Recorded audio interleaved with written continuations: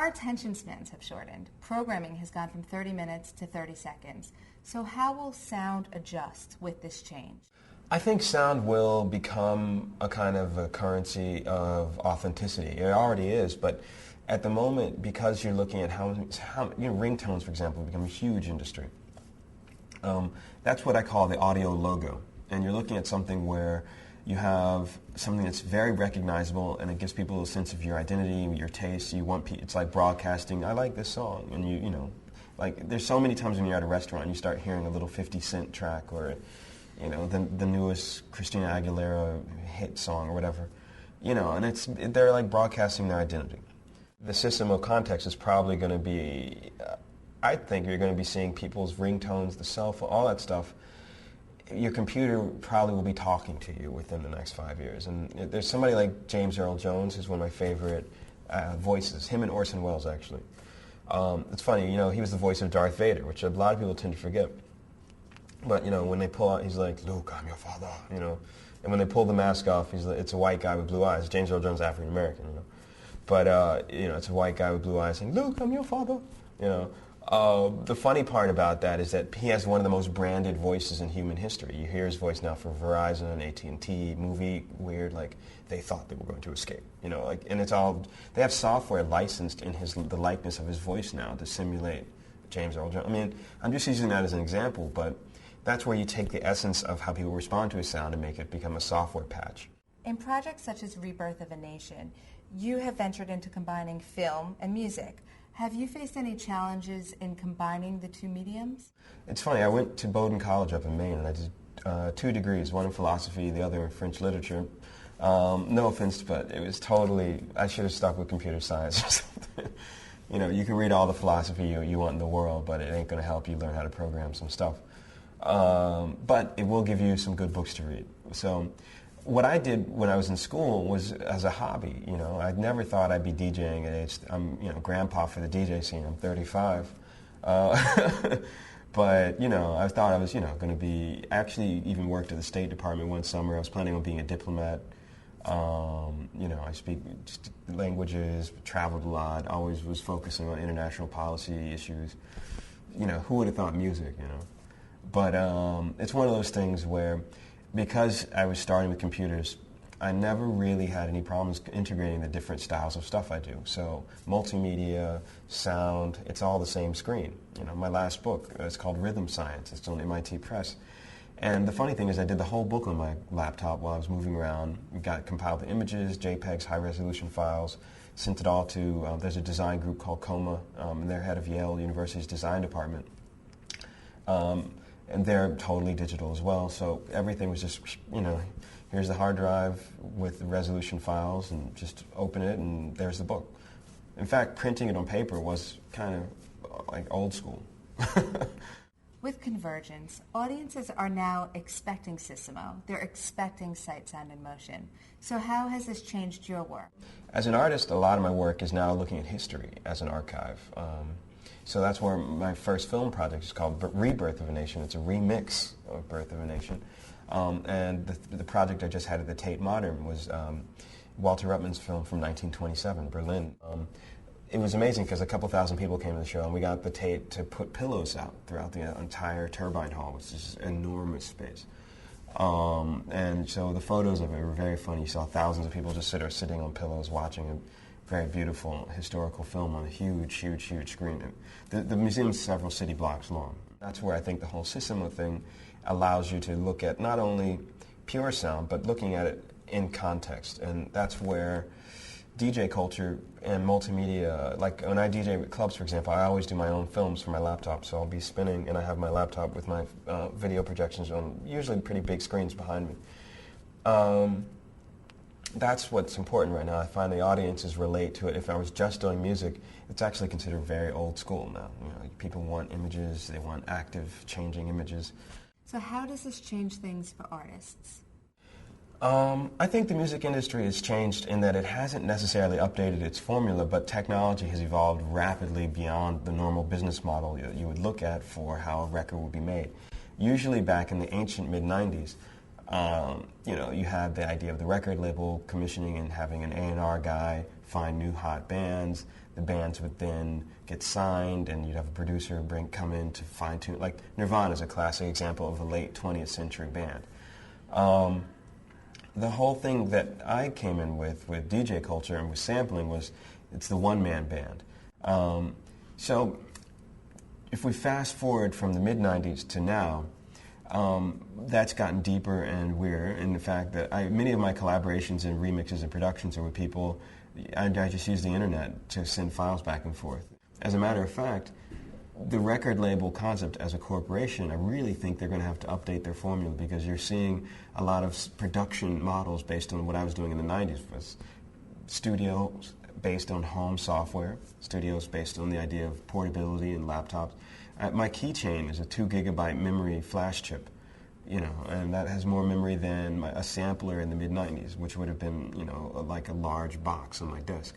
So the production model's changed. It's gotten smaller, faster, and networks have transformed how you work with other people, because you're sending files. You don't even need to be in the same continent, let alone the same room. So to just kind of jump back into the idea of technology and the social uses of technology, which is what I think a lot of business companies are trying to figure out, is stuff like MySpace.com, where the Arctic Monkeys, which is a really trendy band in London right now, they got their entire rush of energy out of word of mouth, sort of what they call peer-to-peer networks, and the way that people exchange information just about that trend helped set them up as a major rock band for Europe. And I think that if you combine that kind of social use of technology mixed with the word of mouth, sort of oral networks, and that kind of buzz, that's where iTunes and iPods have really revolutionized the way people listen to music. But it's also transformed the way a producer works, because you're looking at someone who essentially is a one-man band. That's why I was going back to Méliès. But in the 21st century, I think you're going to be seeing a lot more of these independent movements. They're not top-down. From your observations, how do people respond differently to a Sissimo production to when it's just purely sound? Sound is the seducer. I think it pulls people in, makes them feel at ease and comfortable, because we've grown up with sound from when you're in your mother's womb and you hear your mother's heartbeat. And sound is always part of the human, just the way we navigate in the world.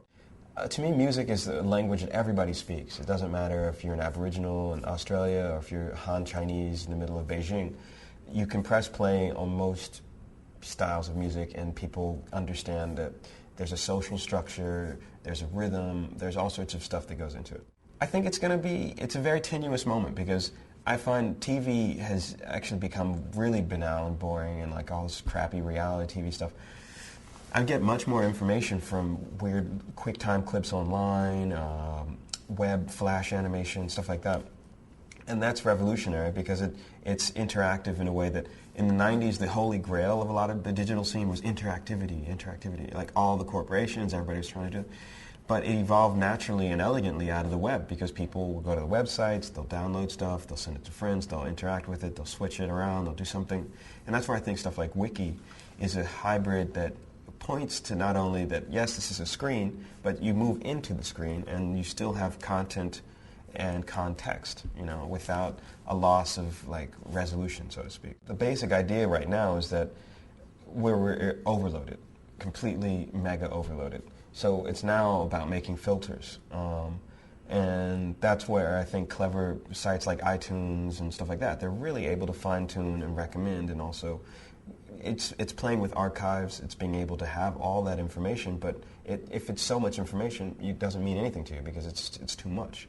So in the age of Sissimo, what's your view on sampling? Sampling is about compression. It's about taking files and clips and editing down to the exact sliver that you want, and then giving it a new sequence.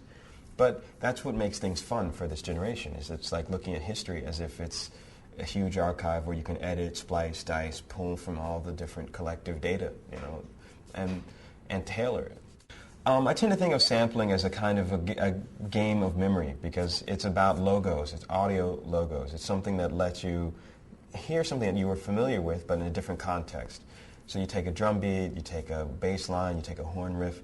All of those might be from a record that you might have heard when you were a kid, or you might have heard when you were in college, or the nostalgia value is that's what I kind of play with when I'm sampling. So what inspires you? My inspiration comes from this idea of saying that there's always something new and you can't act jaded and say that you know all or seen it all, or there's always something new around the corner. And the ideal is to be open and check it out and just say, okay, let's check it. But I don't know if that's an inspiration or an aspiration. And finally, before we go, give us 5 sounds that we should listen to tomorrow. One of the things I would start out with is the sound of your hard drive and your computer's hum. The other is the hum of the electricity moving in the cables and in the walls. Actually, it's amazing because America's on 110 volts, Europe's on 220, and these scientists were studying a little while ago. There's so many wires in the earth, in the North American continent and the European continent, that each of them has a frequency that is like A sharp, because 110 is I think A, and 220 is G. So the continents themselves have this hum because of the sheer amount of electricity. That's the second sound. The third sound I would say is when you wake up one morning, close your eyes and see if you can differentiate between the sound of your body and the sound of the city surrounding you. Like the cars going by, the hum of any sounds around you, but just close your eyes and hear the blood pulse in your veins. It's something that's kind of meditative. You just try and to see if you can distinguish between yourself and the outside world. Fourth sound, I would say listen to the sounds of water, like rushing water, natural water, water coming out of pipes. The funny thing is most of us in the industrialized world, it's very rare that you hear the sound of natural water fall. Rain itself even falls on buildings, and then, I like the sound of water, but most of it is coming through some conduits or artificial places. And the last sound I would love to encourage everyone to hear is the sound of wind, the air movement, because it's so beautiful. It just makes you calm. And being in New York with this hecticness and all the cars streaming by, it's very rare that you get a nice sense of the wind's movement. Most of it's like some bus going by with spewing this cloud of pollution.